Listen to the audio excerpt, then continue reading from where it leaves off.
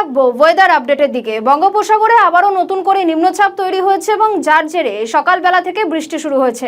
আপাতত এই বৃষ্টি আরো বেশ কয়েকদিন চলবে এমনটাই জানিয়েছে আলিপুর আবহাওয়া দফতর। শোনাবো।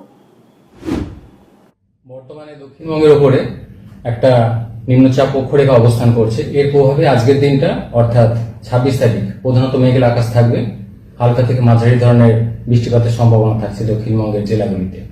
বৃষ্টিপাত কিছুটা বেশি থাকার সম্ভাবনা রয়েছে পূর্ব পশ্চিম মেদিনীপুর এই জেলাগুলো দু এক জায়গায় ভারী বৃষ্টিপাতের সম্ভাবনা রয়েছে আজকের দিনটা। অন্যান্য জেলাগুলোতেও স্থানীয়ভাবে দু এক জায়গায় বজ্রবিদ্যুতের তীব্রতা থাকার সম্ভাবনা রয়েছে আজকের দিনটা অর্থাৎ 26 তারিখ। 27 তারিখেও প্রধানত মেঘলা আকাশ থাকবে, হালকা থেকে মাঝারি ধরনের বৃষ্টিপাতের সম্ভাবনা থাকবে। কিছুটা বৃষ্টিপাত কমবে তুলনামূলকভাবে 28 তারিখে। আবার তারপর 29 থেকে 31 তারিখের মধ্যে দক্ষিণবঙ্গের জেলাগুলিতে বৃষ্টিপাতের পরিমাণ আবার কিছুটা বাড়বে।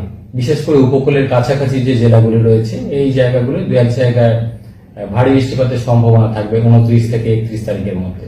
যদি 29 তারিখে বলা হয়, উত্তর দক্ষিণ 24 পরগনা, হুগলি, পূর্ব মেদিনীপুর এই জেলাগুলিতে কিছুটা বৃষ্টিপাতের পরিমাণ বেশির দিকে থাকার সম্ভাবনা এবং দু এক জায়গায় ভারী বৃষ্টির সম্ভাবনা 29 তারিখে। 30 তারিখেও উপকূলের কাছাকাছি এবং পার্শ্ববর্তী কয়েকটা জেলা যেমন দক্ষিণ 24 পরগনা, পূর্ব পশ্চিম মেদিনীপুর, ঝাড়গ্রাম, বাঁকুড়া এই জেলাগুলো দু এক জায়গায় ভারী বৃষ্টিপাতের সম্ভাবনা থাকবে 30 তারিখে।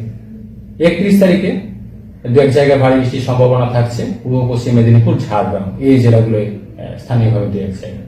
অন্যান্য জেলাগুলো হালকা থেকে মাঝারি ধরনের বৃষ্টিপাতের সম্ভাবনা থাকবে। বৃষ্টিপাতের পরিমাণ কিছুটা বেশি দিকে থাকবে 29 থেকে 31 তারিখের মধ্যে দক্ষিণবঙ্গের জেলাগুলিতে।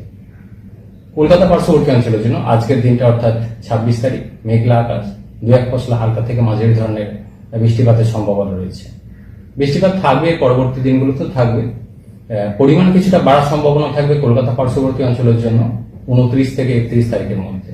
এই পিরিয়ডটাই কলকাতা পার্শ্ববর্তী অঞ্চলের জন্য